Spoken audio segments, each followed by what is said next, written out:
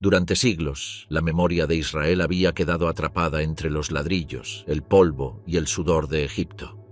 La esclavitud no comenzó de un día para otro, sino que se instaló lentamente al ritmo de un faraón que ya no recordaba al José que en tiempos antiguos había salvado a la nación del hambre. Con el paso de las generaciones, los hebreos fueron vistos como una amenaza creciente, numerosos y culturalmente ajenos, hasta que el Estado egipcio tomó la decisión de someterlos a trabajos forzados para controlar tanto su población como su influencia. Bajo este yugo, Israel aprendió a sobrevivir entre la humillación y la esperanza, repitiendo en voz baja las promesas hechas a Abraham, Isaac y Jacob, esperando que algún día Dios los rescatara.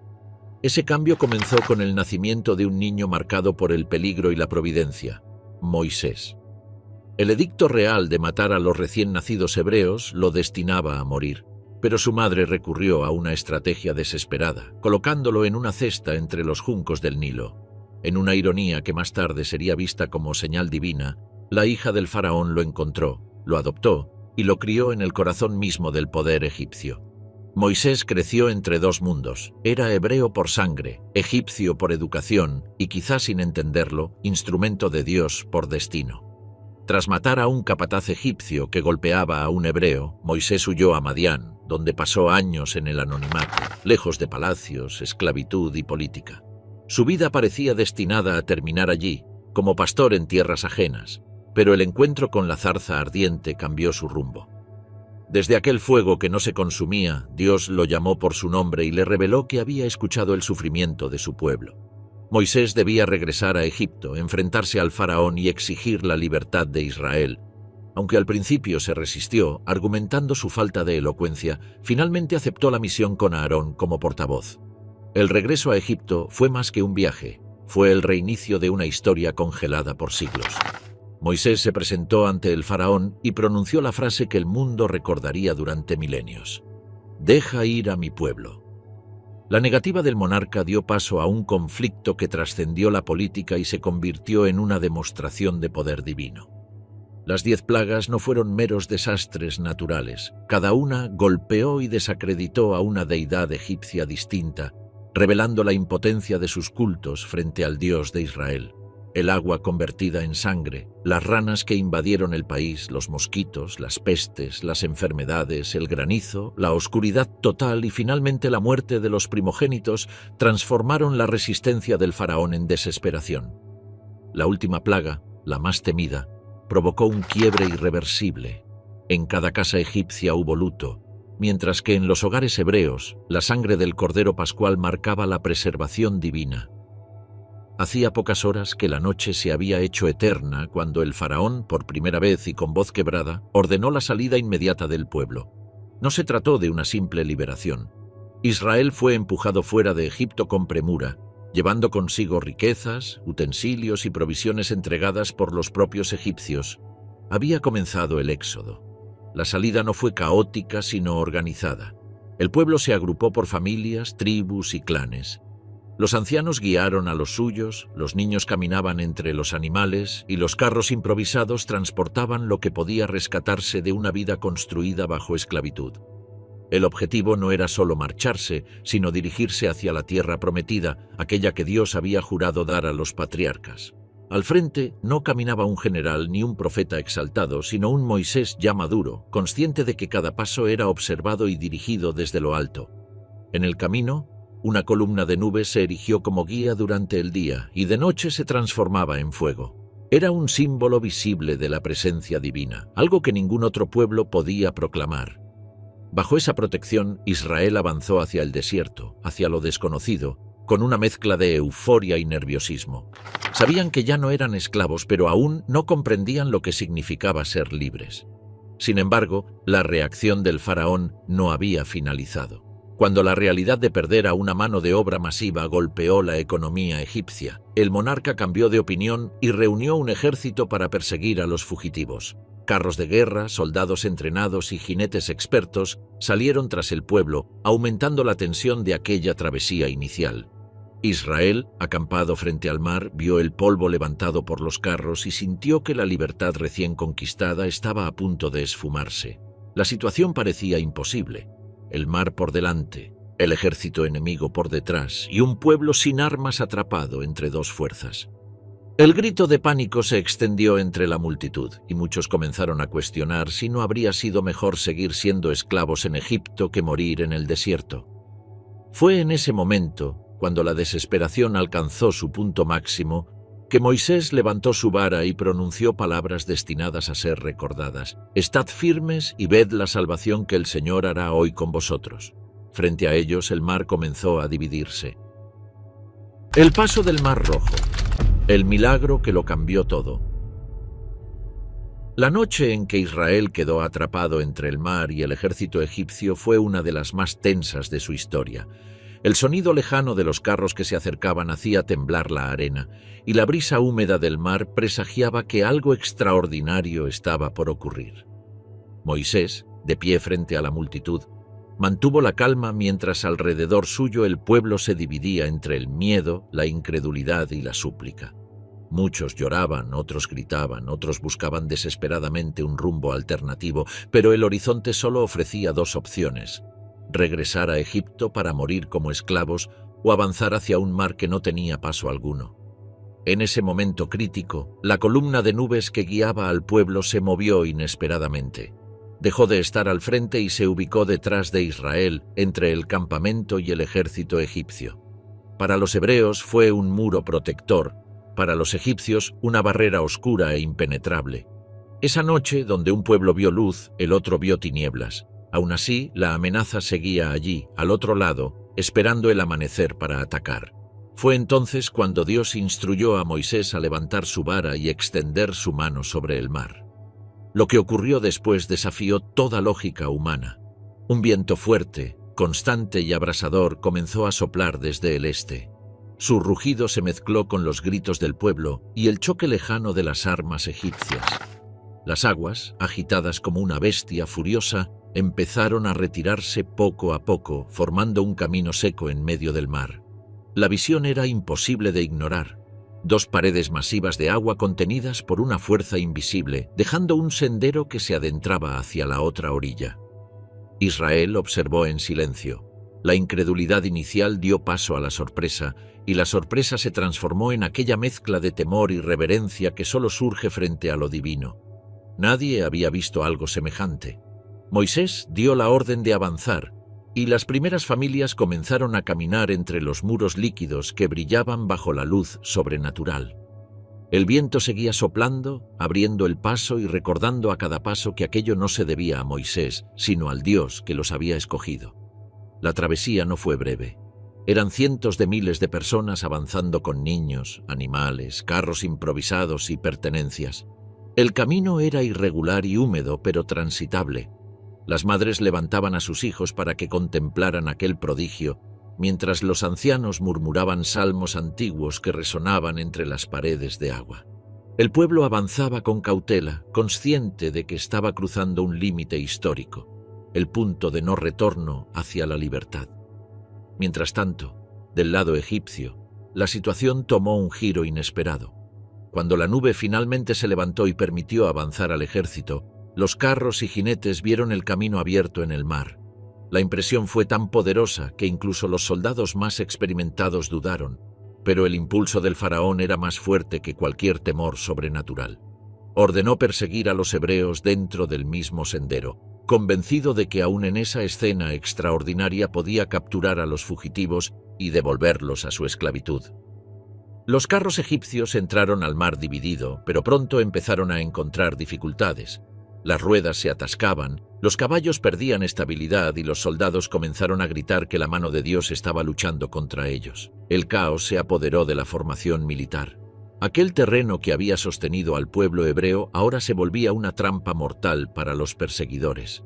Entre gritos y confusión, algunos jinetes intentaron retroceder, otros continuaron por inercia, pero ya era demasiado tarde para todos.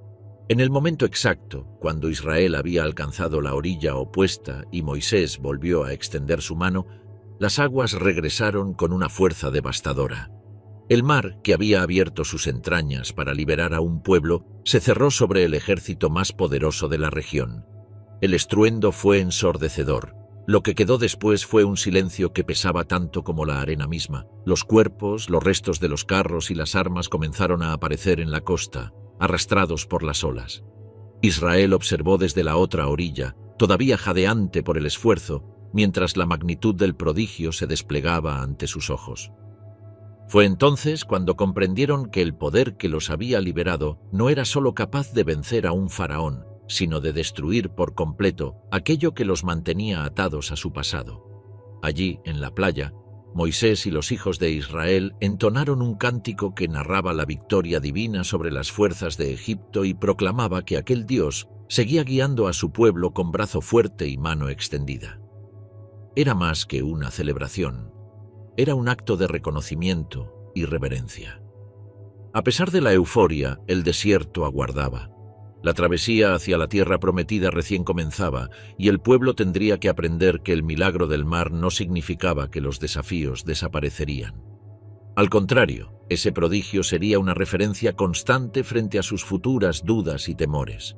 Con el ejército egipcio destruido, la ruta hacia el Sinaí se abría ante ellos.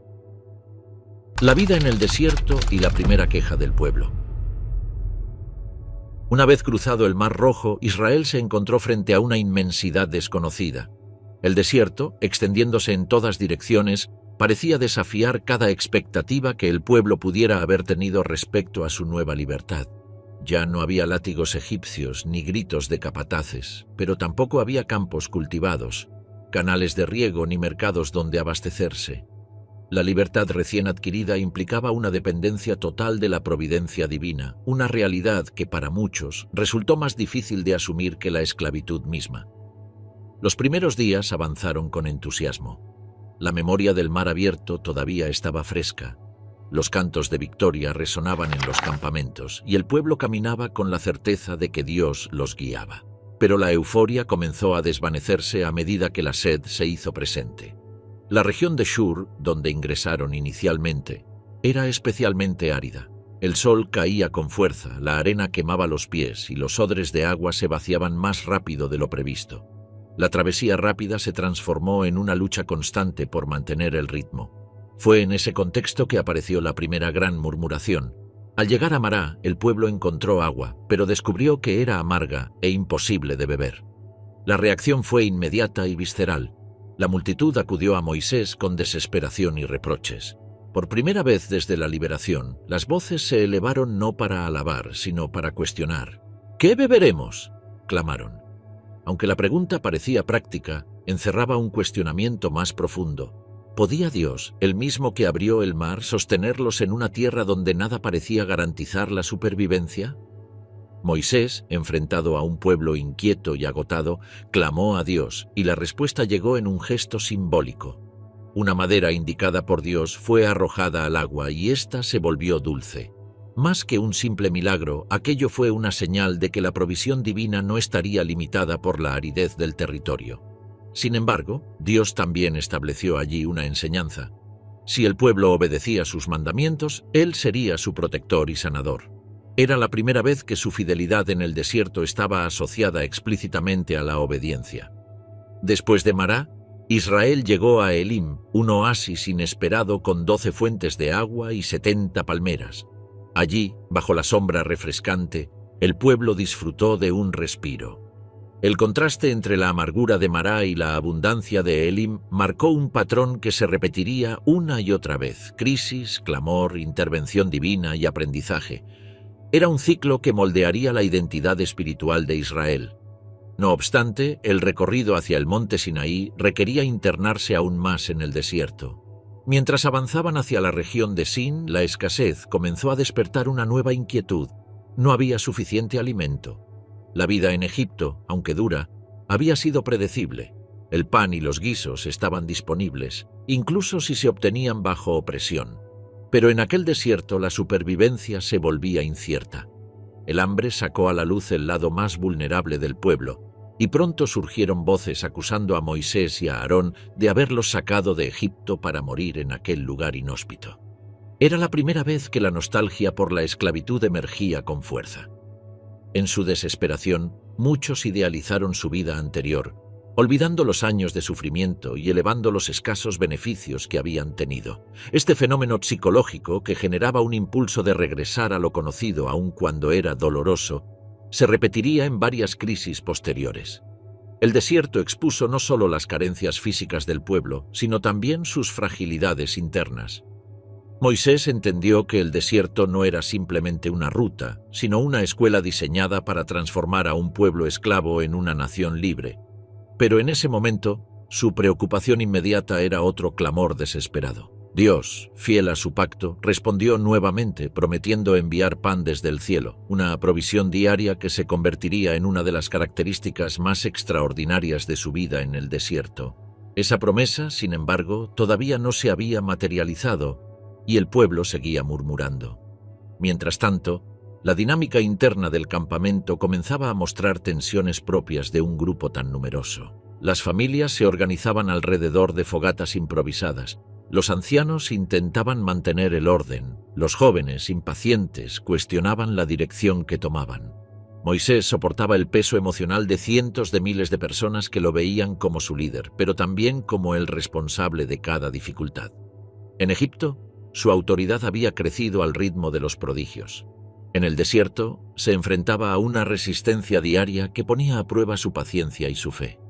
Aún así, la presencia divina seguía guiando al pueblo de manera visible. La columna de nube continuaba marcando el camino durante el día y la columna de fuego iluminaba las noches. Esa señal constante era un recordatorio de que Israel no estaba abandonado. Cada amanecer encontraba al pueblo reorganizándose, levantando el campamento y siguiendo la nube. Cada atardecer, cuando el fuego resplandecía sobre las tiendas, el desierto adquiría un aire sagrado, como si lo cotidiano se mezclara con lo sobrenatural. Pero incluso con esa presencia visible, la falta de provisiones continuaba siendo una preocupación real. La experiencia en Mará había demostrado que Dios podía transformar lo imposible en posible, pero la necesidad de alimento era más urgente. Miles de personas necesitaban comer cada día y no había fuentes naturales en el desierto que pudieran sostenerlos. El pueblo debía aprender a depender de Dios no solo en los momentos espectaculares, sino también en lo ordinario y repetitivo. Esa lección espiritual estaba apenas comenzando a revelarse. La primera queja, registrada en Mará, abrió un capítulo nuevo en la relación entre Israel y su Dios. No era simplemente un reclamo por agua, sino el primer indicio de un patrón que se profundizaría con el tiempo. La fe del pueblo aún se encontraba marcada por los reflejos de la esclavitud, la dependencia de estructuras humanas y el temor a lo desconocido. El desierto, con sus carencias y su inmensidad, estaba destinado a romper esa mentalidad para moldearlos en algo distinto. El maná del cielo y la provisión divina diaria. Cuando el hambre comenzó a extenderse por el campamento israelita como una sombra silenciosa, el pueblo comprendió que la falta de alimento podía quebrar incluso la voluntad más firme. La región del desierto de Sin, entre Elim y el Sinaí, ofrecía un paisaje tan vasto como inhóspito. Colinas rojizas, dunas irregulares y un silencio que parecía ahogar cualquier esperanza.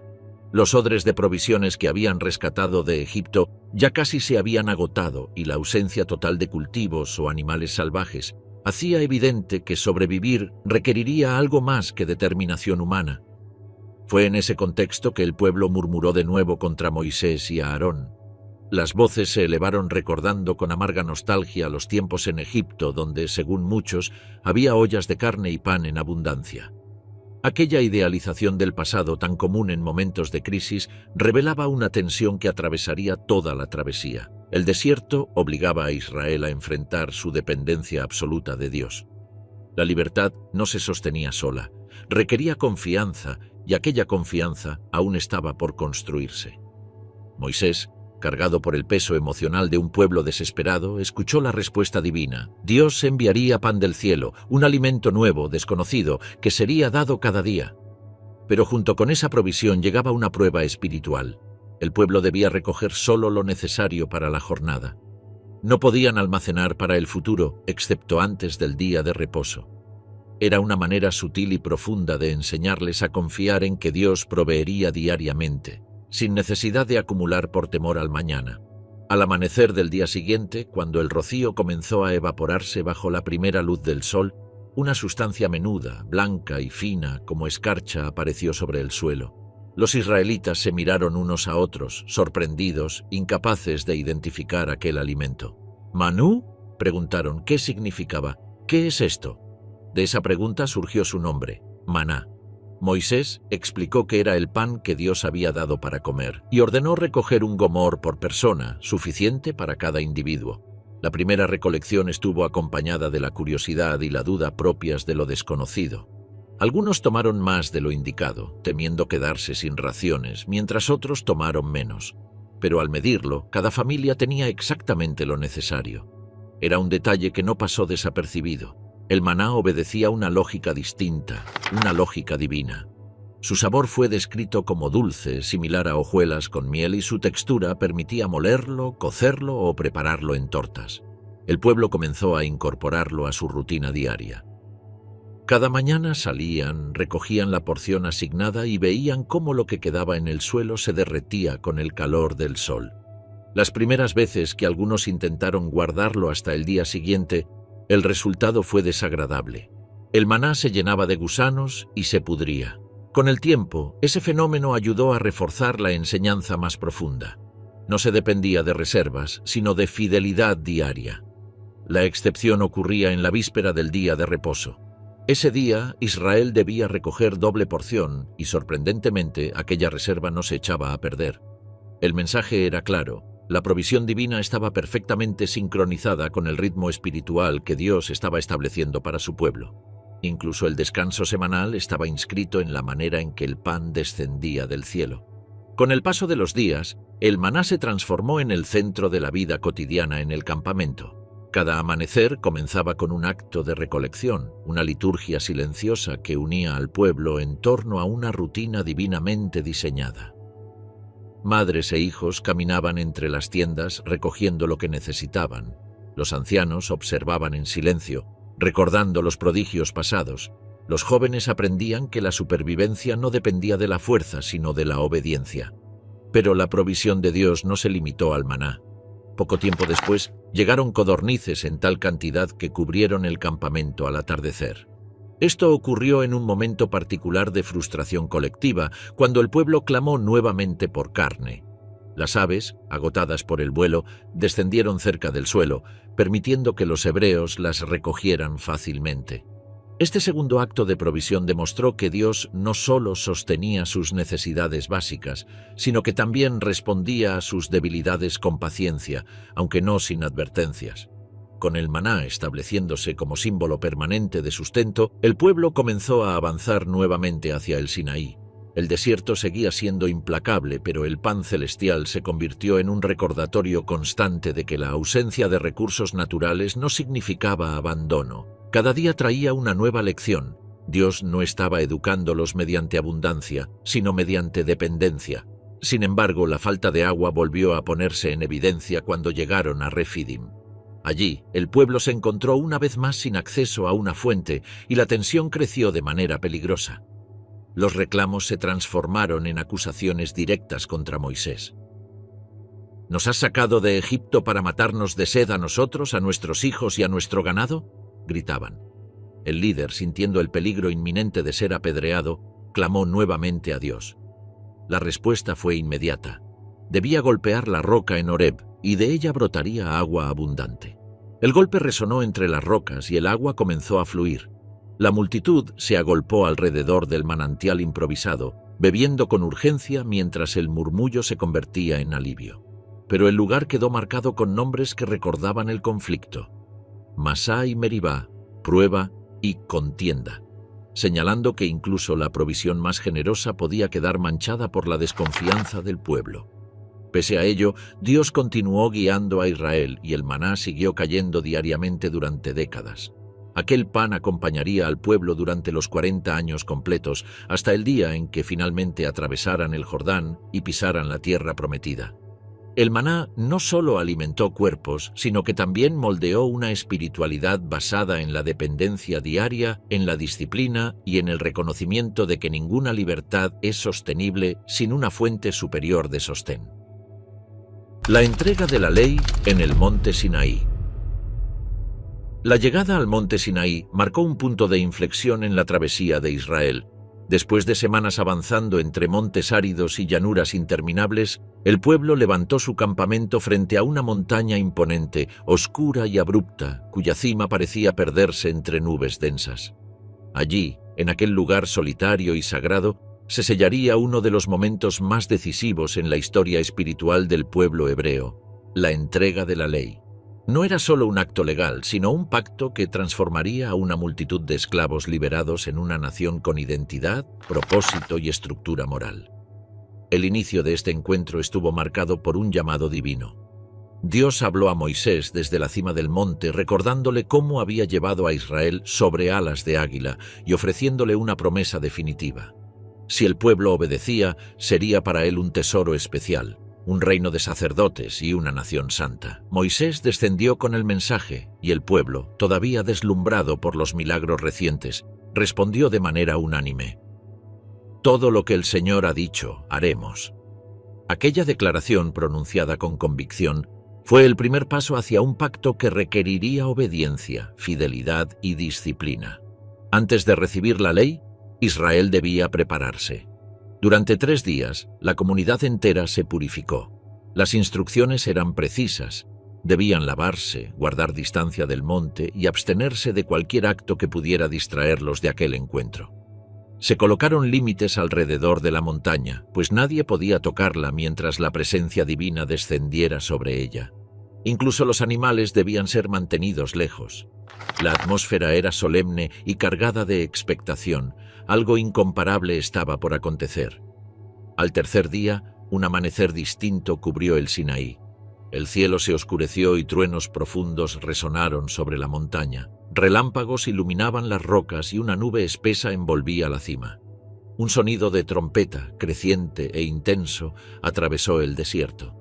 Era un sonido que no provenía de manos humanas, sino de una dimensión que el pueblo apenas podía comprender. Cuando Dios descendió en fuego sobre el monte, el Sinaí entero tembló.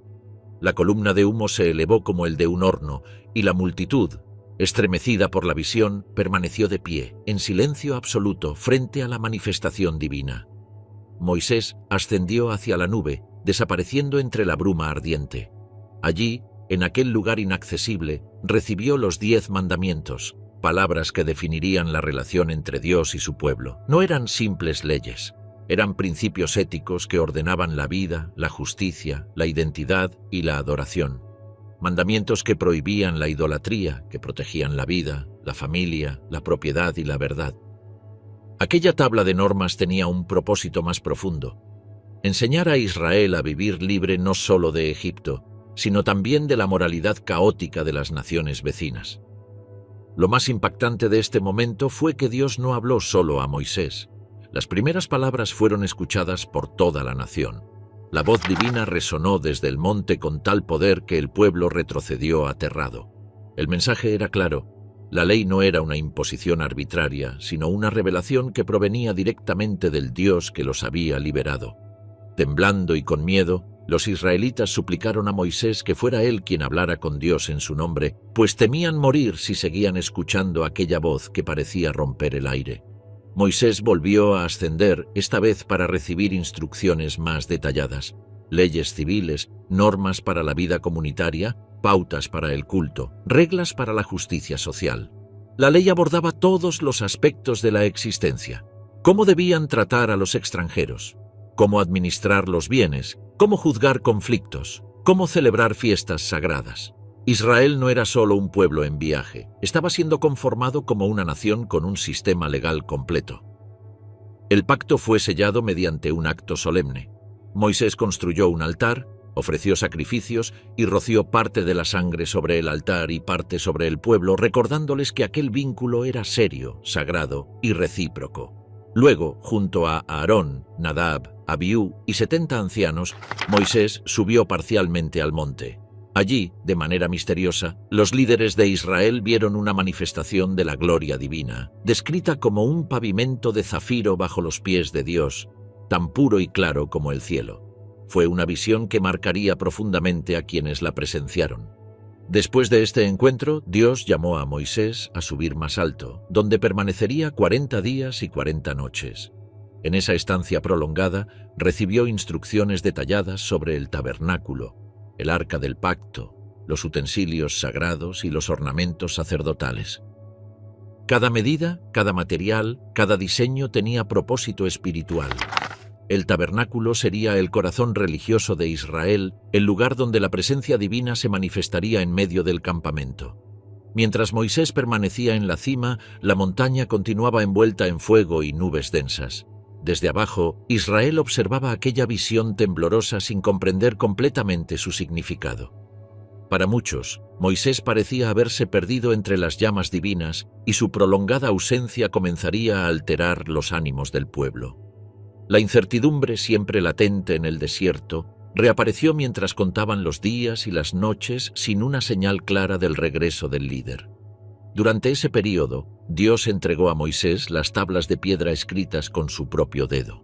Eran el símbolo físico del pacto, un objeto sagrado que representaba la alianza entre Dios e Israel. Sin embargo, mientras la ley descendía del cielo, en el campamento comenzaba a gestarse una crisis que pondría en peligro la relación recién establecida entre el pueblo y su Dios. La rebelión del becerro de oro. Mientras Moisés permanecía en la cima del monte Sinaí, envuelto por la nube espesa donde la presencia divina se manifestaba con fuego y estruendo, abajo en el campamento comenzó a crecer una inquietud silenciosa. Al principio fue solo un murmullo, preguntas sobre cuánto tiempo tardaría en regresar, dudas sobre si seguiría vivo, comentarios sobre la intensidad del fuego que cubría la montaña. Los días se transformaron en semanas, y la ausencia prolongada del líder fue erosionando la paciencia de la multitud. La visión de la montaña humeante, que en un principio había inspirado reverencia, empezó a generar temor e incertidumbre. La estructura social de Israel seguía organizándose alrededor de las tiendas, con los ancianos manteniendo el orden, pero sin Moisés, la autoridad parecía debilitada. Aarón, encargado del pueblo en ausencia de su hermano, tenía experiencia religiosa, pero no tenía el mismo peso de liderazgo. A pesar de ello, intentaba mantener la calma entre los clanes. Sin embargo, la ansiedad era contagiosa. Los hebreos, acostumbrados a ver señales visibles de la presencia de Dios, como la nube, el fuego y el maná que caía cada amanecer, ahora se sentían sin guía ni intermediario directo. Fue entonces cuando un grupo de israelitas, dominados por el miedo y la confusión, se acercó a Aarón con una petición que revelaba su estado espiritual: «Haznos dioses que vayan delante de nosotros». No pedían simplemente un objeto, sino una representación tangible que sustituyera la figura de Moisés y la aparente distancia de Dios. La petición era grave, pero el ambiente emocional era tan tenso que Aarón, en lugar de confrontarlos, trató de canalizar el descontento hacia algo que pudiera controlar. Pidió los pendientes de oro de las mujeres, hijos e hijas. El oro, símbolo de riqueza y libertad, provenía en gran parte del botín que los egipcios habían entregado durante el Éxodo. Aquellos adornos, que deberían haber sido consagrados para el tabernáculo, ahora serían fundidos para un propósito completamente opuesto. Aarón trabajó el metal, lo vació en un molde y creó un becerro de oro. La figura recordaba a las deidades bovinas de Egipto, lo que demostraba que las raíces culturales del pueblo aún no habían sido transformadas por completo. Al ver la estatua, el pueblo exclamó: «Estos son tus dioses, Israel, que te sacaron de Egipto». A Aarón, intentando mantener un mínimo de cohesión espiritual, construyó un altar ante el becerro e incluso declaró que al día siguiente habría fiesta para el Señor. Aquella mezcla entre idolatría y lenguaje religioso solo profundizó la confusión. Lo que siguió fue una celebración desordenada, con sacrificios, banquetes y danzas que reflejaban no solo un alejamiento de la ley recién dada, sino un regreso a patrones culturales que debían haber quedado atrás con la esclavitud. Mientras tanto, en la cima del monte, Dios reveló a Moisés lo que estaba ocurriendo. Las palabras divinas fueron directas. El pueblo se había corrompido rápidamente. Dios expresó su indignación y anunció un juicio severo que podría acabar con la nación entera, ofreciendo a Moisés la posibilidad de comenzar de nuevo una nación a partir de él. Pero Moisés, lejos de aceptar la propuesta, intercedió fervientemente por el pueblo. Recordó las promesas hechas a Abraham, Isaac y Jacob. Apeló a la misericordia divina y argumentó que si Israel era destruido, las naciones dirían que Dios los sacó de Egipto solo para destruirlos en el desierto. Su intercesión detuvo el juicio inmediato. Con las tablas de la ley en sus manos, Moisés descendió del Sinaí. A medida que se aproximaba al campamento, escuchó a lo lejos el sonido de cantos y gritos. Josué, que lo esperaba a mitad del camino, confundió el estruendo con gritos de guerra, pero Moisés reconoció que era canto de celebración. Cuando llegó y vio con sus propios ojos el becerro y la danza frenética del pueblo, su ira se desató. En un acto cargado de simbolismo, arrojó las tablas al suelo, quebrándolas al pie de la montaña, mostrando así que el pacto había sido roto por la idolatría del pueblo, incluso antes de que fuera plenamente entregado. Moisés tomó el becerro, lo derritió, lo pulverizó hasta convertirlo en polvo, lo mezcló con agua y obligó al pueblo a beberlo. Era un acto duro, pero servía para humillar la idolatría y para mostrar que aquello que habían adorado no era más que un metal sin poder. Luego confrontó a Aarón, quien intentó justificarse diciendo que el pueblo era propenso al mal y que, al arrojar el oro al fuego, salió este becerro, una excusa que revelaba la magnitud del caos. La situación exigía disciplina inmediata. Moisés convocó a quienes todavía estuvieran del lado del Señor, y la tribu de Leví se presentó. Ese día, en un juicio severo pero necesario para detener la corrupción espiritual, murieron 3000 hombres. El campamento entero quedó en silencio después de aquella escena. La celebración desenfrenada dio paso a un temor profundo que recordaría a Israel las consecuencias de apartarse de Dios. Al día siguiente, Moisés volvió a interceder por el pueblo. Subió nuevamente al monte y pidió a Dios que perdonara el pecado cometido. En un gesto sorprendente, ofreció incluso ser borrado del libro de la vida si eso garantizaba la misericordia hacia Israel. Dios escuchó su ruego, pero estableció que cada uno sería responsable de sus propias acciones.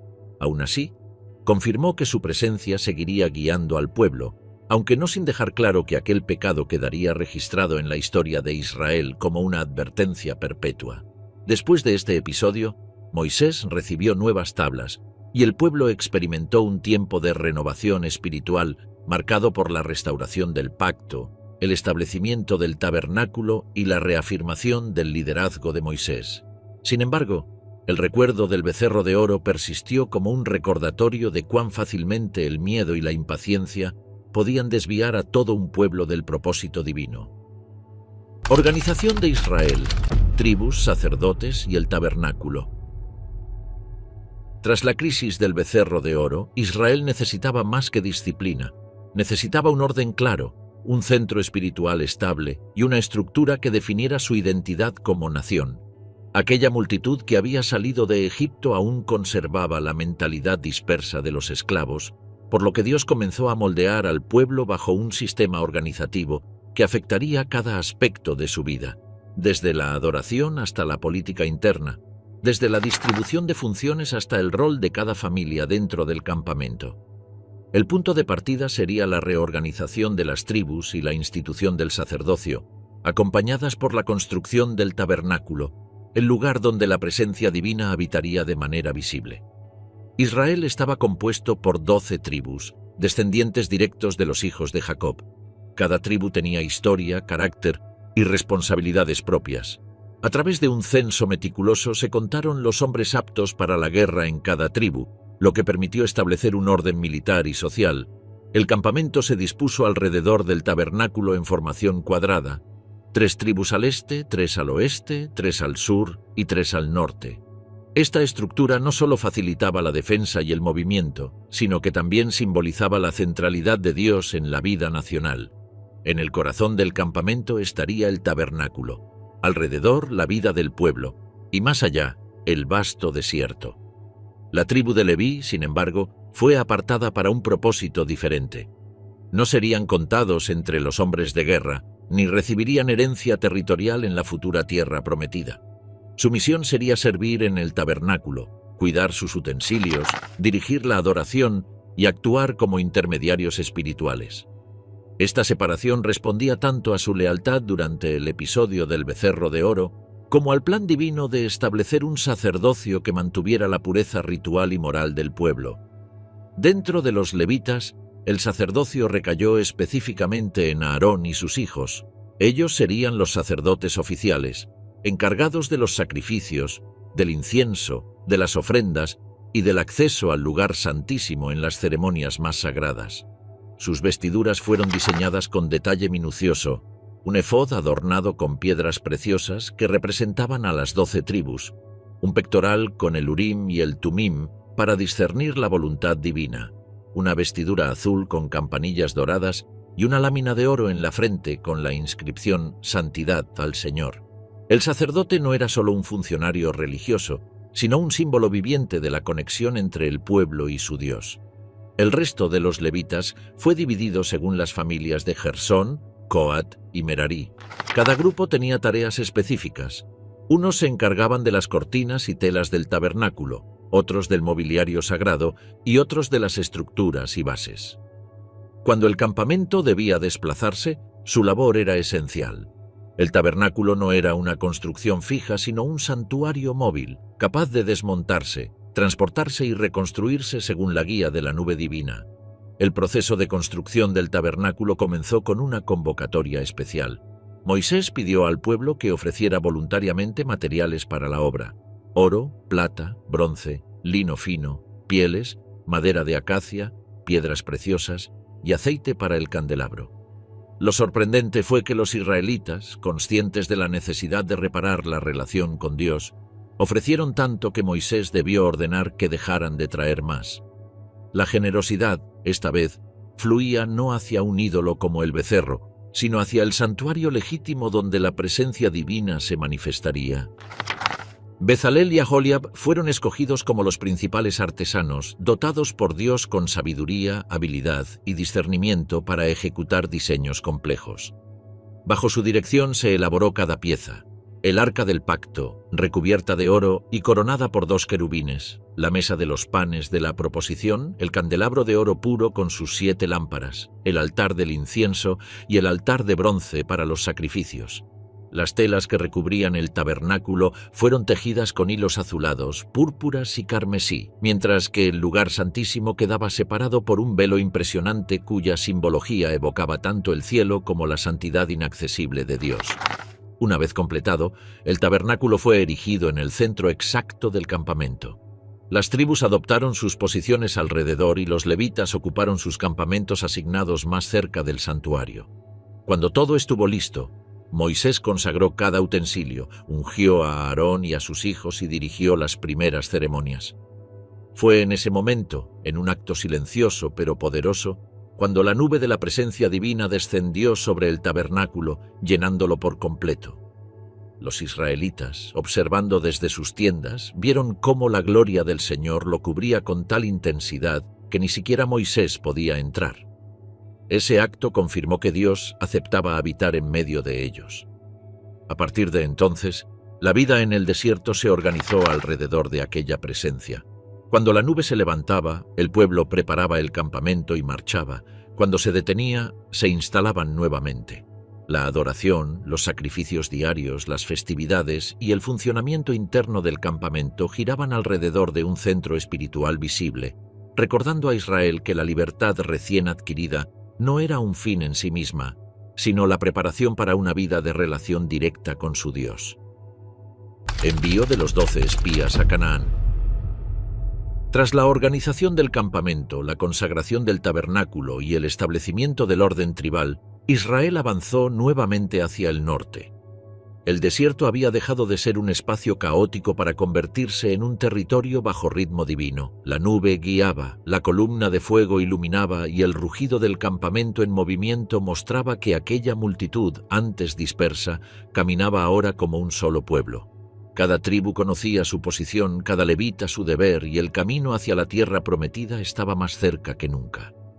La jornada los condujo hasta el desierto de Parán, un punto estratégico desde el cual la tierra de Canaán, la tierra jurada a los patriarcas, ya no era una idea lejana, sino un horizonte tangible. Desde las colinas que rodeaban el campamento, algunos podían divisar la vastedad del territorio al norte, un contraste marcado con el desierto que habían dejado atrás. Canaán era diferente, fértil, montañosa, llena de valles, ciudades amuralladas y pueblos antiguos. Era, en términos prácticos, un desafío militar, cultural y espiritual. Fue en ese momento que Dios instruyó a Moisés a enviar hombres para explorar la tierra.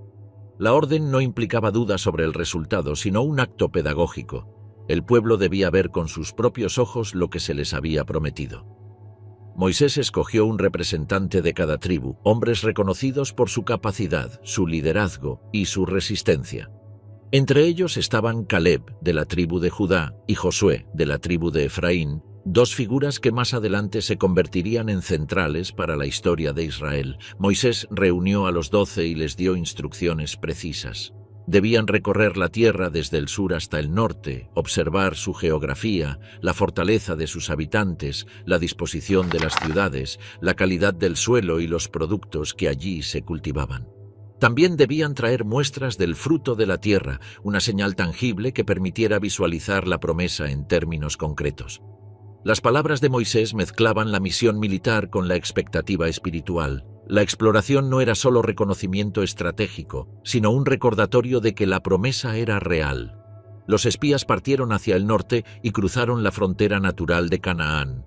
Lo que vieron allí superó cualquier rumor transmitido en generaciones anteriores. Los campos estaban llenos de viñedos, olivares, granadas y trigo en abundancia. Las colinas tenían terrazas agrícolas que revelaban siglos de cultivo. Las ciudades estaban bien fortificadas, con murallas gruesas y puertas vigiladas. Los habitantes formaban sociedades organizadas y militarmente experimentadas. Canaán no era un territorio vacío, era una tierra codiciada, disputada y profundamente establecida. Uno de los lugares que más impactó a los espías fue Hebrón, una ciudad antigua, incluso anterior a la llegada de Abraham a la región. Allí habitaban los descendientes de Anac, hombres de gran estatura y fuerza que, según la percepción de los exploradores, parecían gigantes. El contraste entre la fertilidad del territorio y la fortaleza de sus habitantes comenzó a sembrar tensiones internas dentro del grupo. Algunos veían la abundancia como una confirmación de la promesa divina. Otros sentían que los gigantes eran un obstáculo imposible de superar. El viaje duró 40 días completos, tiempo suficiente para recorrer el territorio en su extensión principal. En el valle de Escol cortaron un racimo de uvas tan enorme que debió ser cargado por 2 hombres mediante un palo atravesado. Junto a él llevaron granadas e higos, frutas que simbolizaban la prosperidad y la fortaleza de la región. Aquella carga, al regresar, sería la evidencia material de que la tierra era verdaderamente buena, tal como Dios había dicho. Cuando los espías regresaron al campamento, la expectación se apoderó de Israel. La multitud se reunió para escuchar el informe. Al principio las palabras fueron positivas. La tierra ciertamente fluye leche y miel, aseguraron, mostrando los frutos como prueba. El campamento estalló en murmullos de entusiasmo mientras las familias observaban las uvas colosales, símbolo de un futuro próspero. Pero aquel entusiasmo se quebró cuando 10 de los 12 espías comenzaron a acentuar otra parte de su experiencia: las ciudades fortificadas, los gigantes, los pueblos guerreros y la imposibilidad, según ellos, de conquistar Canaán. El tono cambió rápidamente. Lo que había comenzado como una afirmación de la fertilidad de la tierra se transformó en un mensaje de temor. Los espías describieron a los anaceos como hombres capaces de aplastar a cualquier ejército. Hablaron de ciudades cuyas murallas parecían alcanzarán el cielo. Aseguraron que Israel, comparado con ellos, era como una langosta. El miedo, una vez desatado, recorrió el campamento entero. En medio de aquella tensión, Caleb se adelantó con valentía. Ordenó silencio al pueblo y declaró que Israel debía subir y tomar la tierra, porque Dios les daría la victoria. Su confianza contrastaba con el temor de los otros espías.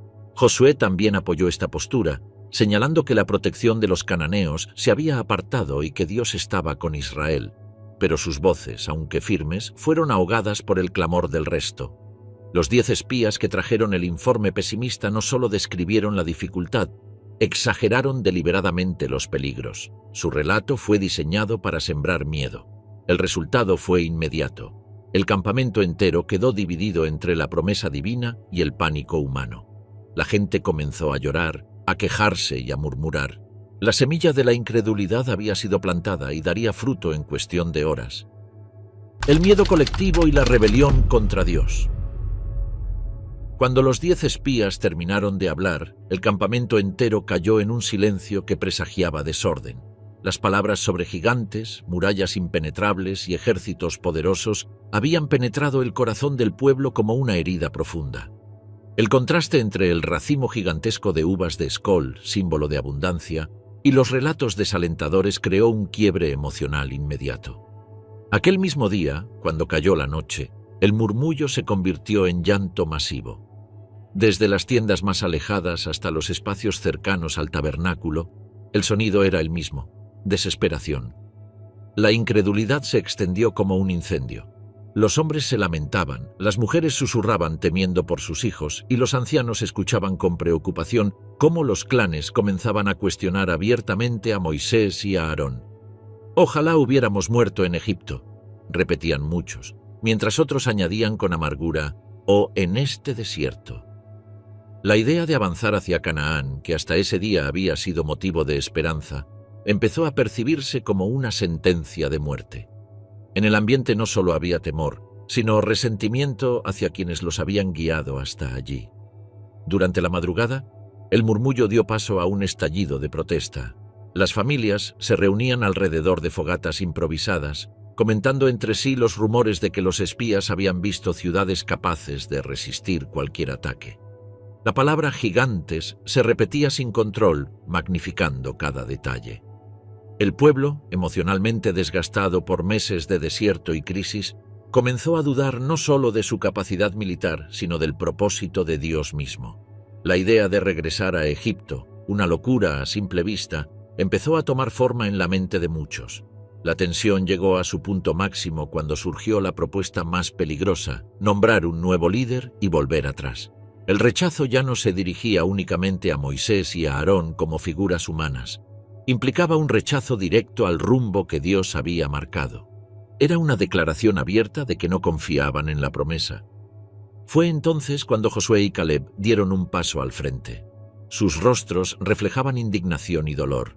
Caleb había intentado calmar al pueblo horas antes, pero ahora la situación había escalado de manera irreversible. Juntos rasgaron sus vestidos, un gesto solemne de duelo y protesta. Hablaron con voz firme y apasionada. La tierra era buena, las ciudades eran fuertes, sí, pero Dios las entregaría en sus manos. Insistieron en que los cananeos no tenían la protección divina y que Israel debía confiar en el poder que había abierto el Mar Rojo y había derrotado al ejército de Egipto. Sus palabras resonaron con fuerza, pero no produjeron el efecto deseado. En lugar de despertar la fe, provocaron furia. Algunos, cegados por el miedo, comenzaron a gritar que debían apedrear a Josué y Caleb por tratar de empujarlos a la muerte. La multitud se transformó en una masa enfurecida, incapaz de escuchar razones. La rebelión ya no era solo emocional, se había convertido en violencia inminente. En ese instante, antes de que se arrojara la primera piedra, la gloria del Señor apareció sobre el tabernáculo. Su presencia repentina, visible como un resplandor intenso, detuvo a la multitud. El silencio cayó de golpe, nadie se movió, nadie habló. Lo que había comenzado como un motín quedó congelado bajo el peso abrumador de la manifestación divina. Entonces Dios habló a Moisés, no al pueblo. Sus palabras fueron un juicio directo. La incredulidad reiterada de Israel, manifestada tras tantos milagros, había llegado a un punto intolerable. Dios declaró que destruiría al pueblo y levantaría una nueva nación a través de Moisés. La propuesta, tan contundente como definitiva, evidenciaba la gravedad de la rebelión. Mientras la multitud seguía paralizada por la aparición divina, Moisés entró en intercesión. Recordó, una vez más, el pacto hecho con Abraham, Isaac y Jacob. Suplicó que Dios perdonara, no por el mérito del pueblo, sino para que las naciones no dijeran que los había sacado de Egipto solo para destruirlos. Las palabras de Moisés fueron escuchadas. Dios decidió no destruir a Israel en ese momento, pero anunció que la generación que había visto sus prodigios y aún así había dudado no entraría en la tierra prometida. Cada hombre mayor de 20 años, excepto Josué y Caleb, moriría en el desierto. La tierra sería dada a sus hijos, quienes aún no habían sido contaminados por el miedo colectivo. Cuando Moisés transmitió este mensaje al pueblo, el impacto fue devastador. La rebeldía dio paso al remordimiento, pero ya era demasiado tarde. La sentencia estaba establecida. 40 años de deambular, uno por cada día que los espías habían explorado la tierra. El castigo coincidía con la raíz del pecado. Miedo que produjo incredulidad, incredulidad que produjo rebelión. En un intento desesperado por revertir su destino, algunos israelitas decidieron subir por su cuenta hacia la región montañosa e intentar conquistar Canaán sin la guía divina. Moisés advirtió que Dios no iría con ellos, pero en su impulsividad muchos avanzaron. La derrota fue inmediata y brutal. Los cananeos y amalecitas descendieron sobre ellos y los dispersaron sin dificultad. Era la prueba final de que la promesa no podía alcanzarse sin obediencia. La noche que siguió fue una de las más silenciosas de todo el viaje por el desierto. No hubo lamentos públicos ni protestas, solo el peso del juicio recién pronunciado. La nación, que horas antes había clamado desesperada por volver a Egipto, comprendió finalmente el alcance de sus palabras y de su miedo. El juicio divino, una generación no entrará. Tras el fracaso del intento impulsivo de conquistar la región montañosa sin la presencia divina, Israel regresó al campamento con heridas físicas y una derrota moral que los acompañaría durante décadas. La sentencia pronunciada por Dios, es decir, que ningún hombre mayor de 20 años que había participado en la rebelión entraría en la tierra prometida, cayó sobre la nación como un manto de gravedad. Aquella decisión no era simplemente un castigo, sino la revelación de una verdad más profunda. La generación que había crecido bajo la esclavitud no estaba preparada para vivir como pueblo libre en una tierra que requería fe, disciplina y obediencia. El campamento entero quedó sumido en un silencio que contrastaba con las noches anteriores, llenas de murmuraciones y protestas. Nadie discutía. Nadie proponía un nuevo líder. La rebelión había quedado atrás, sofocada por la realidad del juicio. Moisés, con expresión cansada, reunió a los líderes de cada tribu para explicarles cómo sería el resto de su travesía. Israel debía darse la vuelta y adentrarse nuevamente en el desierto, alejándose temporalmente de Canaán, caminando hasta que la generación incrédula hubiera desaparecido. Las familias comenzaron a comprender el impacto real de aquella sentencia cuando calcularon los años por delante. 40 años equivalían a toda una vida para muchos y significaban que los niños que jugaban en el campamento serían adultos maduros cuando finalmente cruzaran el Jordán. Aquella idea se convirtió en un parteaguas entre padres e hijos. Para los más jóvenes la promesa seguía viva, para los mayores la esperanza de pisar la tierra prometida se desvanecía como bruma en la mañana. Sin embargo, el juicio no implicaba abandono. La nube seguía guiando al pueblo. El maná continuaba descendiendo día tras día y el tabernáculo permanecía en el centro del campamento. Dios no destruía a Israel, pero tampoco permitiría que entraran a una tierra destinada para quienes confiaran plenamente en él. Era una disciplina severa, pero también pedagógica.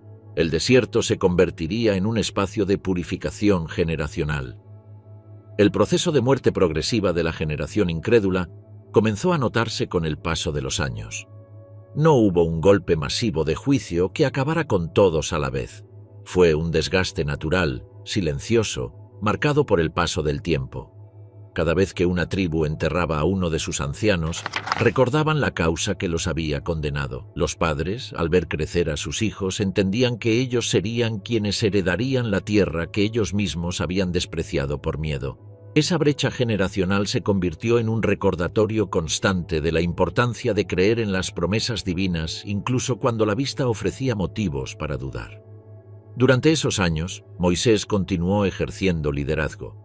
Su papel era más complejo que antes. Ya no guiaba a un pueblo recién liberado que avanzaba hacia una meta inmediata, sino a una nación en proceso de reemplazo. La generación que había visto el mar abierto estaba desapareciendo, y con ella los recuerdos directos de Egipto y sus cadenas. Aquellos que crecían en el desierto no conocían faraones ni ladrillos calientes. Conocían tiendas, maná, marchas largas, relevos constantes y la presencia divina moviéndose sobre ellos como un refugio permanente. Era una generación acostumbrada a la fe diaria. El campamento se desplazaba según la dirección de la nube. A veces permanecían semanas en un mismo lugar, otras veces solo unos días. La vida adquirió un ritmo impredecible, donde la rutina diaria se mezclaba con el movimiento constante. Los levitas desmontaban y montaban el tabernáculo una y otra vez, cargándolo mediante las familias designadas, mientras cada tribu levantaba sus tiendas siguiendo el orden establecido por Dios. Aunque pareciera un vagar sin rumbo, era en realidad un entrenamiento espiritual. Aprender a moverse solo cuando Dios lo indicaba, detenerse cuando Él lo ordenaba y depender completamente de su presencia. Pero incluso en medio de esta disciplina divina, las tensiones internas no desaparecieron por completo. Algunos grupos comenzaron a cuestionar la veracidad de la sentencia, otros dudaban del liderazgo de Moisés, y no faltaron quienes afirmaban que la situación era insostenible. Cada nuevo fallecimiento, cada sepultura en la arena, recordaba al campamento que estaban viviendo la consecuencia directa de su incredulidad. La tierra prometida estaba allí, al norte, silenciosa y distante, pero vedada para la generación mayor. Entre los más impactados por el juicio estaba la propia familia de Moisés. Miriam, su hermana, envejeció durante esta travesía extensa y finalmente murió en Queides, dejando un vacío significativo dentro del liderazgo espiritual del pueblo. Años más tarde, también Aarón, el sumo sacerdote, moriría en el monte Hor, acompañado por Moisés y su hijo Eleazar. Estas pérdidas marcaron el fin de una era, pues aquellos que habían levantado la voz delante del faraón y habían enfrentado los primeros días del Éxodo ya no estarían para presenciar el cumplimiento final. A lo largo de estos años, Dios reiteró una y otra vez que Israel no vagaba por azar. La travesía formaba parte de un proceso destinado a construir una nueva identidad. Los padres habían fallado en creer, pero sus hijos tendrían la oportunidad de recibir una formación distinta, una educación espiritual que les permitiera enfrentar los desafíos militares y culturales que vendrían al entrar en Canaán. A medida que la generación incrédula disminuía, se fortalecía el sentido de responsabilidad sobre los más jóvenes. Los padres, conscientes de que no verían el cumplimiento, enseñaban a sus hijos la historia del Éxodo, los mandamientos entregados en Sinaí y la importancia de confiar en Dios, incluso cuando no hubiera señales visibles inmediatas. El desierto, implacable e interminable, se convertía en un salón de formación nacional. Finalmente, después de décadas de entierros silenciosos, nacimientos nuevos y marchas interminables, el campamento comenzó a transformarse en una comunidad compuesta casi por completo por la nueva generación. Eran jóvenes que no cargaban el peso psicológico de Egipto, sino el aprendizaje continuo del desierto y la conciencia de que ellos serían quienes cruzarían el Jordán. La rebelión de Coré, la lucha por el liderazgo. A medida que los años avanzaban y la generación condenada comenzaba a desaparecer, el pueblo seguía desplazándose de un punto a otro según el movimiento de la nube divina. La rutina del desierto, aunque ya conocida, no estaba libre de tensiones. Con el paso del tiempo surgieron roces internos entre clanes, inconformidades por decisiones logísticas y resentimientos acumulados hacia la autoridad de Moisés y Aarón. Fue en este clima, cargado de incertidumbre y desgaste emocional, donde emergió una de las rebeliones más significativas de todo el período, la rebelión de Coré. Coré pertenecía a la familia coatita de la tribu de Leví, un linaje con funciones importantes dentro del tabernáculo. Como coatita no era un hombre cualquiera, tenía acceso directo a los utensilios sagrados, y su trabajo consistía en transportar los objetos más valiosos del santuario una vez que Aarón y sus hijos los habían cubierto. Su posición era privilegiada, pero también peligrosa para quienes permitían que la ambición nublara su sentido de propósito. Coré comenzó a observar el poder espiritual y administrativo que tenían Moisés y Aarón, y con el tiempo se convenció de que aquella autoridad debía redistribuirse. Coré no estaba solo en su descontento. Ganó el apoyo de Datán y Abiram, de la tribu de Rubén, hombres conocidos por su temperamento fuerte y su disposición a desafiar el liderazgo cuando lo consideraban necesario. A ellos se unieron 250 príncipes de la congregación, líderes de renombre, jefes de familias influyentes. La rebelión no surgió de la multitud común, sino de figuras prominentes que tenían prestigio y seguidores.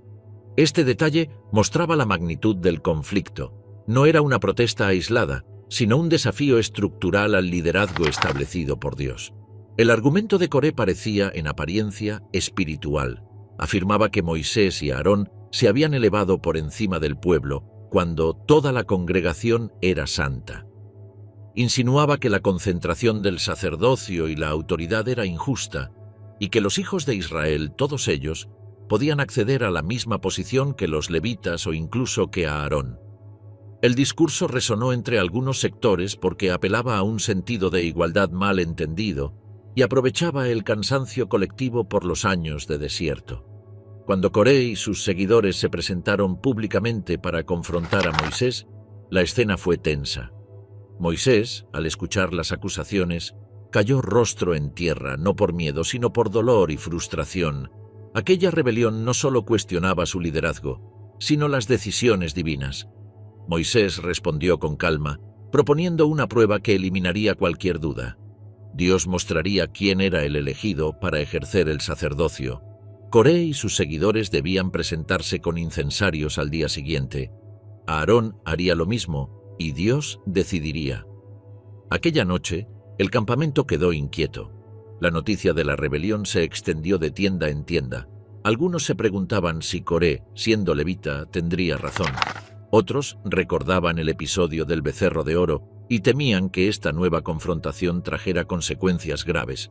Los ancianos intentaron persuadir a Datán y a Abiram para que desistieran, pero ellos se mantuvieron firmes en su desafío. Incluso rechazaron presentarse ante Moisés, acusándolo de haberlos sacado de una tierra próspera para dejarlos morir en el desierto. Era una distorsión absoluta de la historia, pero evidenciaba el nivel de amargura acumulada. Al día siguiente, Coré, Datán, Abiram y los 250 líderes se presentaron con sus incensarios encendidos.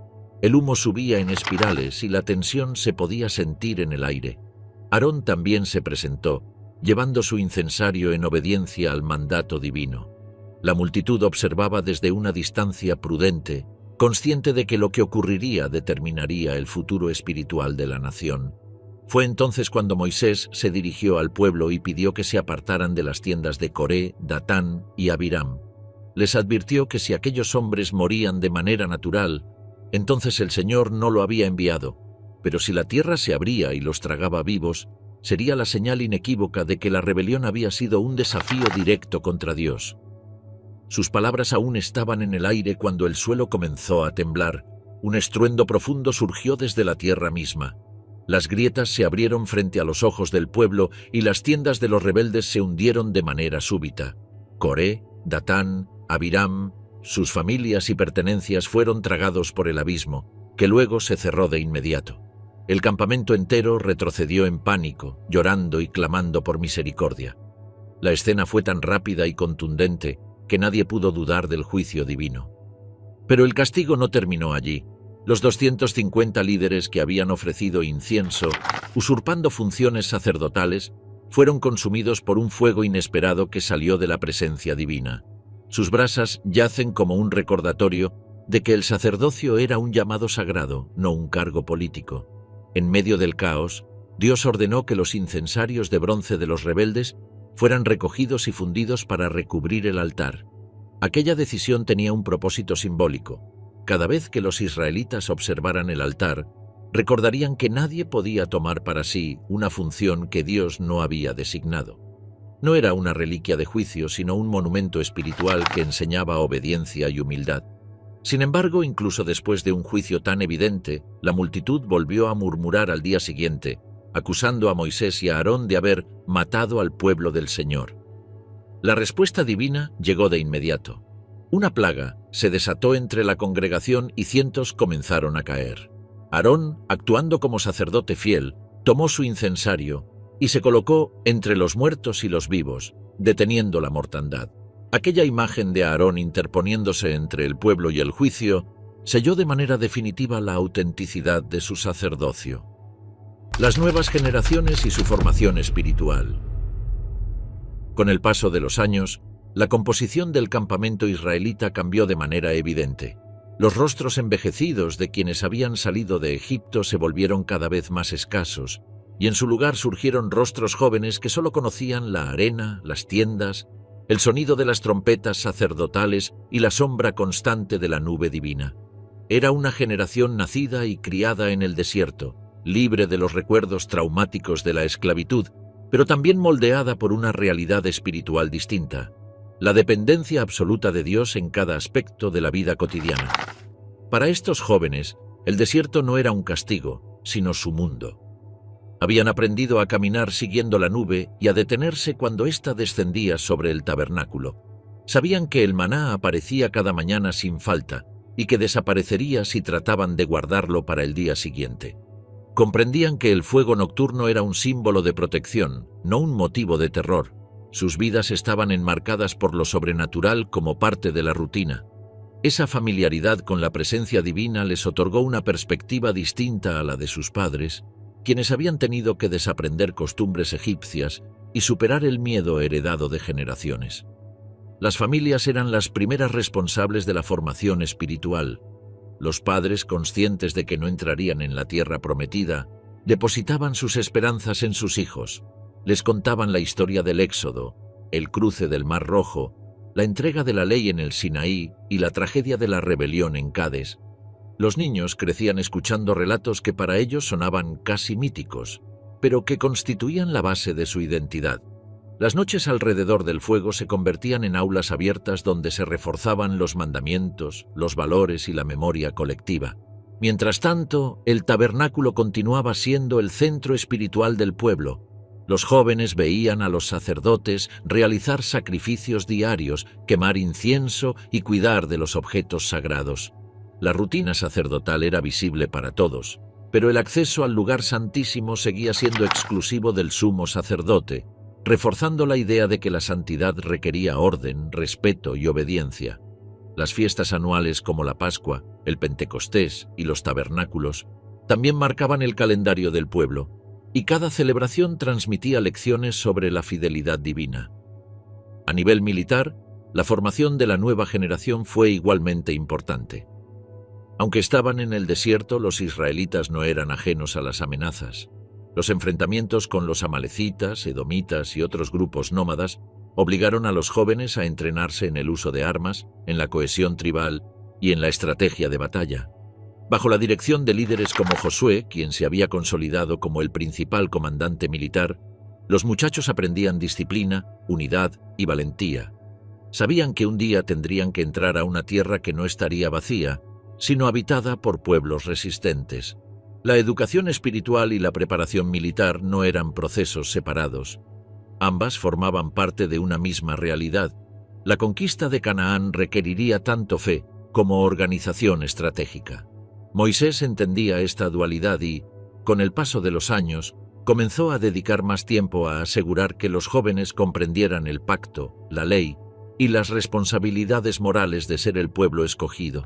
Las generaciones anteriores habían fallado por incredulidad. Esta nueva generación debía aprender a confiar sin ver, a obedecer sin cuestionar cada dirección divina y a entender que la libertad solo podía sostenerse mediante la fidelidad. Una parte importante de esta formación fue la renovación constante del pacto. Aunque el pueblo no podía olvidar el juicio que había caído sobre sus padres, también necesitaba reafirmar que la promesa seguía en pie. Moisés dirigía ceremonias donde la ley era leída y explicada nuevamente. Los jóvenes escuchaban los mandamientos de primera mano, entendiendo que la obediencia no era un acto mecánico, sino el fundamento de una relación con Dios. La identidad de Israel no era simplemente tribal, sino espiritual. En estos años también surgió una figura clave, Eleazar, hijo de Aarón, quien asumió el papel de sumo sacerdote tras la muerte de su padre. Eleazar, al igual que Josué, representaba el puente entre generaciones. Había visto el liderazgo de Moisés, había vivido las consecuencias de la rebelión y ahora guiaba espiritualmente a quienes heredarían la tierra. Su presencia era un recordatorio de continuidad, estabilidad y permanencia del pacto sacerdotal. La rutina en el desierto también implicaba desafíos logísticos y sociales. El matrimonio, la crianza de los hijos, los juicios para resolver conflictos, la distribución del maná y del agua, y la constante movilidad moldeaban una sociedad adaptable y resistente. Los jóvenes aprendían no solo a sobrevivir, sino a hacerlo en comunidad, bajo reglas claras y responsabilidades compartidas. Con el paso de los años, la nueva generación comenzó a ver a Moisés como una figura venerada, casi legendaria. Ellos no habían presenciado su enfrentamiento con el faraón ni habían visto el mar abrirse. Conocían esos eventos por los relatos, pero su admiración se basaba en su liderazgo presente. Un anciano firme, sabio, que aún hablaba con Dios cara a cara y cuya autoridad nadie cuestionaba. Moisés sabía que su tiempo se acercaba al final y comenzó a preparar a Josué como sucesor, una transición necesaria para asegurar la estabilidad en los años futuros. En ese proceso, el desierto siguió marcando cada jornada con la repetición de los mismos elementos: el maná, la nube, las marchas y las paradas. La constancia se convirtió en formación y la formación en identidad. La nueva generación aprendió lo que sus padres nunca lograron integrar: la obediencia como camino hacia la promesa. Después de décadas de preparación espiritual y crecimiento colectivo, Moisés se encontró ante la última fase de su liderazgo, un momento en que debía transmitir la ley y las instrucciones finales a un pueblo que estaba listo para avanzar hacia Canaán. Los últimos años de Moisés y la preparación final. A medida que las décadas transcurrieron en el desierto, Moisés se transformó en una figura casi intemporal para la nueva generación. Su rostro, marcado por los años y la responsabilidad, seguía irradiando autoridad, especialmente después de cada encuentro con la presencia divina. Los jóvenes, que no habían conocido Egipto ni la opresión del faraón, veían en él no solo a un líder, sino al hombre que hablaba con Dios de manera directa. Sin embargo, el tiempo avanzaba de forma inevitable, y Moisés sabía que la etapa de su liderazgo llegaba a su fin. La tierra prometida estaba a la vista, pero él no sería quien la pisara.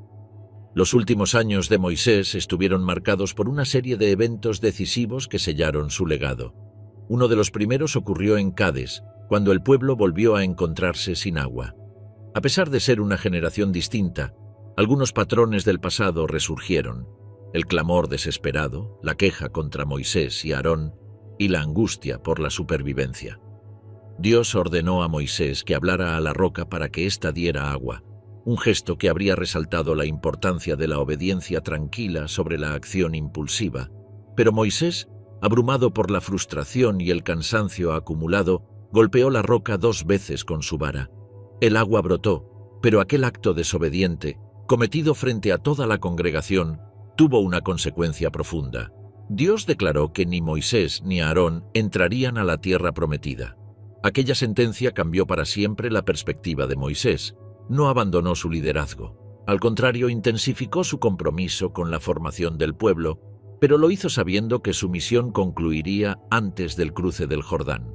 Aarón, su hermano y compañero desde el principio del Éxodo, también enfrentó el final de su vida durante este período. En el monte Hor, Moisés y Eleazar lo acompañaron para realizar el traspaso del sumo sacerdocio, quitándole las vestiduras sagradas para colocarlas sobre Eleazar. Después de este acto solemne, Aarón murió en la cumbre. Cuando Moisés y Eleazar descendieron sin él, el campamento entero lloró durante 30 días. A pesar de estos golpes emocionales, Israel debía seguir avanzando. El recorrido hacia el norte los enfrentó a nuevas regiones y nuevos desafíos militares. Los cananeos del Negev atacaron y tomaron prisioneros, lo que llevó a Israel a clamar otra vez por protección. Dios les dio la victoria, y el lugar donde derrotaron a los cananeos fue llamado Horma. Más tarde, al rodear Edom por órdenes divinas, ya que este reino se negó a permitir el paso por su territorio, la impaciencia volvió a surgir. El desánimo del camino provocó una nueva ola de quejas, y Dios envió serpientes venenosas que comenzaron a causar muerte en el campamento. Moisés intercedió nuevamente, y Dios ordenó levantar una serpiente de bronce sobre un asta. Quien la mirara sería sanado. Aquel acto, extraño y solemne, quedó grabado como uno de los símbolos más singulares de la travesía. Mientras avanzaban hacia las regiones de Moab, el liderazgo militar de Josué se consolidó. Israel obtuvo victorias importantes sobre Sehón, rey de los amorreos, y sobre Og, rey de Basán, dos monarcas poderosos que gobernaban territorios estratégicos al este del Jordán. Estas conquistas no solo ampliaron el territorio bajo control israelita, sino que también demostraron a la nueva generación que Dios estaba con ellos, preparándolos para la conquista definitiva. La presencia de Moisés en estos eventos no era la de un guerrero en primera línea, sino la de un líder que observaba cómo su pueblo maduraba ante sus ojos. Fue durante esta etapa que se desarrolló también el episodio del profeta Balaam, convocado por Balac, rey de Moab, para maldecir a Israel. Sin embargo, cada vez que Balaam intentó pronunciar maldición, sus palabras se transformaron en bendición. Aunque Moisés no participó directamente en este episodio, el impacto político y espiritual fue profundo. Los enemigos de Israel reconocían que no podían enfrentarse a un pueblo cuyos pasos estaban guiados por la presencia divina. Con las victorias militares al este del Jordán y la creciente estabilidad del campamento, Moisés comenzó su obra final, la instrucción escrita y oral de la ley. El libro de Deuteronomio surgió de este momento único. No era una simple repetición de mandamientos, sino un discurso pastoral y solemne dirigido a la nueva generación, recordándoles la fidelidad de Dios, las consecuencias de la desobediencia y la necesidad de mantener la alianza. Moisés habló durante días, revisando la historia del desierto, explicando las leyes con claridad y estableciendo principios que regirían la vida en la tierra prometida. También organizó la distribución de territorio al este del Jordán para las tribus de Rubén, Gad y la mitad de Manasés, asegurando que esta decisión no afectara la unidad nacional. Y sobre todo, presentó públicamente a Josué como el líder que los guiaría en la conquista. Lo llamó ante el pueblo, lo fortaleció con palabras firmes y lo animó a ser valiente, pues la tarea que tenía delante requería tanto fe como determinación. Llegó el día en que Dios ordenó a Moisés ascender al monte Nebo, desde el cual vería la tierra prometida desde la distancia. Moisés subió en silencio, consciente de que su vida estaba a punto de concluir y que su papel, que mezclaba la figura de libertador, legislador y profeta, había alcanzado su punto final. Desde la cumbre contempló el valle del Jordán, Jericó, las colinas de Judá y la extensión fértil de Canaán. Su mirada recorrió el territorio que había perseguido durante 40 años, pero que no pisaría. Allí, en lo alto del Pisgá, Moisés entregó su espíritu. El relato bíblico indica que Dios mismo se encargó de enterrarlo en un lugar desconocido, preservando su tumba de la veneración indebida. Israel lloró su muerte durante 30 días.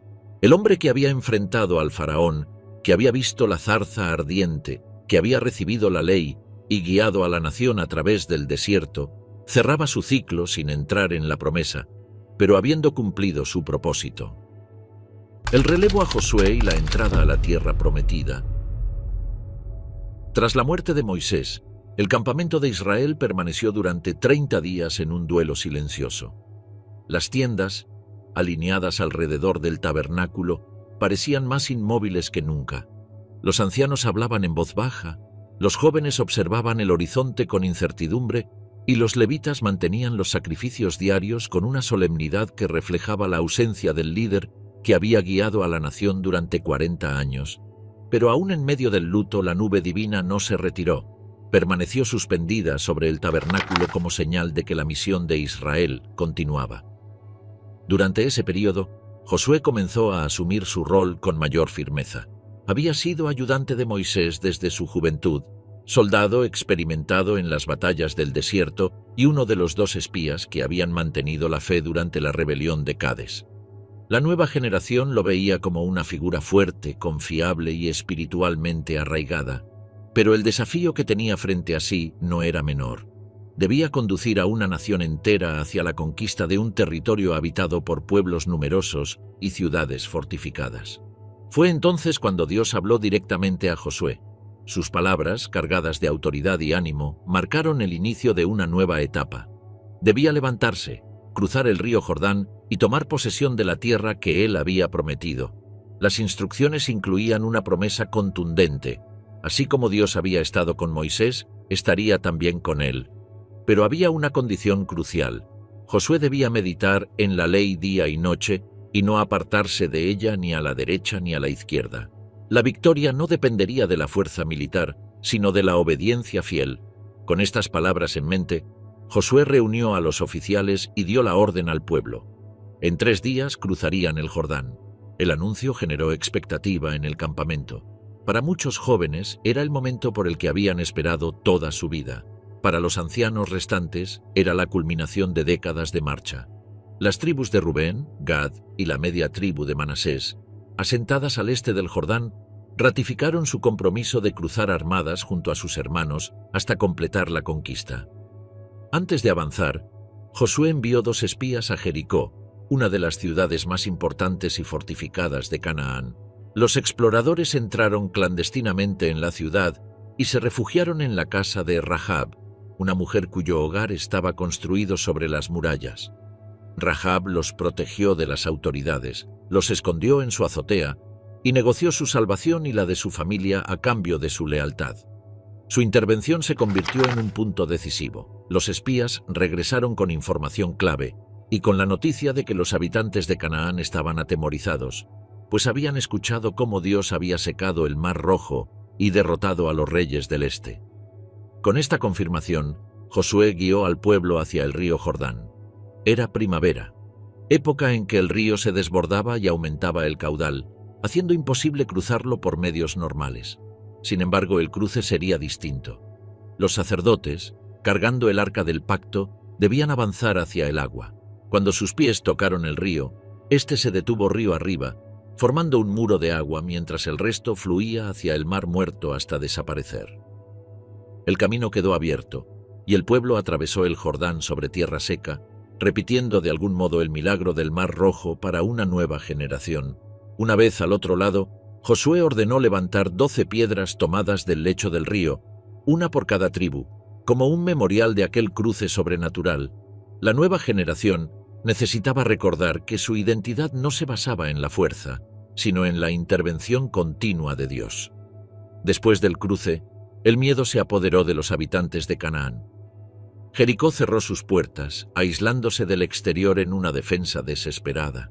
Antes de comenzar la conquista, Israel celebró la circuncisión de todos los varones nacidos en el desierto, pues ningún rito había sido practicado durante las marchas continuas. Fue un acto doloroso pero necesario para restaurar el pacto. Poco después, celebraron la Pascua en la llanura de Jericó, la primera en tierra cercana a la promesa, y fue en ese momento, después de décadas de provisión, que el maná dejó de caer. Desde ese día, Israel se alimentó del fruto de la tierra, señal de que la etapa del desierto había concluido para siempre. La noche previa al ataque a Jericó, Josué tuvo un encuentro inesperado. Mientras observaba la ciudad desde la distancia, un hombre con una espada desenvainada se le apareció. Josué se acercó cauteloso y preguntó si era amigo o enemigo. El hombre respondió que era el comandante del ejército del Señor, era una figura celestial enviada para guiar la conquista. Josué cayó rostro en tierra, comprendiendo que la batalla no sería ganada por estrategia humana, sino por intervención divina. Las instrucciones para tomar Jericó fueron tan inusuales como simbólicas. Durante 6 días, el ejército debía rodear la ciudad en silencio, con los sacerdotes tocando trompetas frente al arca. El 7º día, debían dar 7 vueltas, y al sonar un toque prolongado, todo el pueblo debía gritar. Cuando lo hicieron, los muros de Jericó se derrumbaron, abriendo el camino de entrada. La ciudad cayó, inaugurando así una nueva etapa para Israel. Sin embargo, aquel acontecimiento no marcó el final inmediato de la conquista, sino su inicio. Josué sabía que cada ciudad, cada valle y cada territorio debía ser reclamado con disciplina, obediencia y determinación, porque la tierra prometida no se entregaría sin lucha. Con los muros de Jericó ya derrumbados y el ejército avanzando hacia las montañas de Canaán, Israel finalmente ingresaba a la tierra que sus padres habían temido tomar 40 años antes.